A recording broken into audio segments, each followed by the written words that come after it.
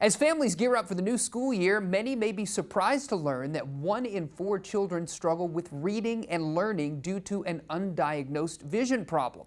That's why a comprehensive eye exam deserves a spot on every back-to-school checklist. Here to explain is Dr. Jeffrey Cohen, an optometrist from VisionWorks. Thanks for joining us today. We appreciate it. Why is a comprehensive eye exam an essential part of back-to-school prep? Well, just like any back-to-school checklist, you've got, your school supplies, your shoes, and then you have, things that you need to get done like a wellness exam. We want to be on that list for an eye exam because eye exams can do so much to help set up a kid for success and for the school year and for years to come. And so if we don't have that eye exam, there might be some problems that your kids may have that might impede their learning. So we would advise that we get that done, preferably before back to school, but even during back to school. The first few weeks. Get that checked off so that you make sure that there's not an obstacle to your child's learning this year. Yeah, absolutely. Doctor, how is vision connected to a child's success in the classroom? Well, obviously, if they don't see well, that's one thing. They're going to miss some subject matter. But also, sometimes it's not just about vision as far as when they can see and can't see. There are more subtle things like, does a child have a focusing issue? Maybe they see pretty well, but they don't see very well for very long because the muscles get fatigued and tired. Maybe there's a child that doesn't see out of one eye as well as the other. This can affect things, can affect the balance that they see. And then there are things like color blindness. I had that issue when I was a child. You want to make sure both for educationally that you pick up on those problems, so teachers might be able to make accommodations, or we can prescribe glasses or contacts or strategies to help that child succeed in the classroom. Yeah, certainly. Well, what signs should parents watch for that might signal an undiagnosed vision problem? Sure. Some of those are obvious. They might sit too close to the TV, too far away. They might rub their eyes. They might complain of headaches. But then there's more subtle ones, like they might tilt their head a little bit to the right or left, or lean in a little bit to see out of one eye.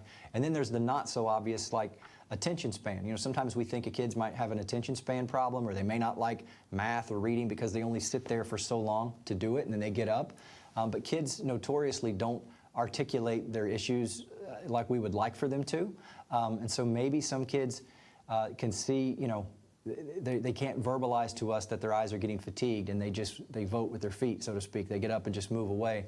And we want to make sure that those kids have glasses or a strategy in place to help them focus for long periods of time and not give up on something too soon. Yeah, that's a great thought.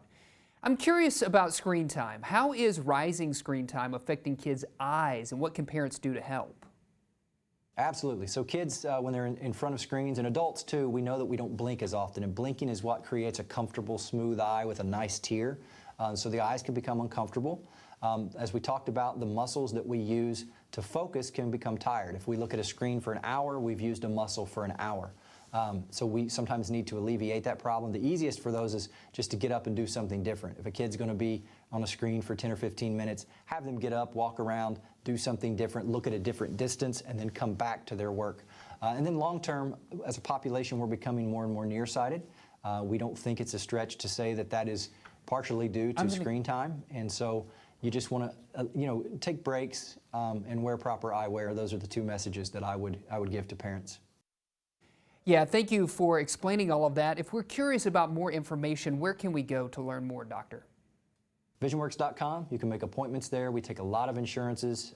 For people that don't maybe have insurance, we have, we're very affordable, and we want to make sure that all of these kids get seen for school so that they have a great chance of success this year. Amazing. Thank you so much for your time today, Doctor. We really appreciate you.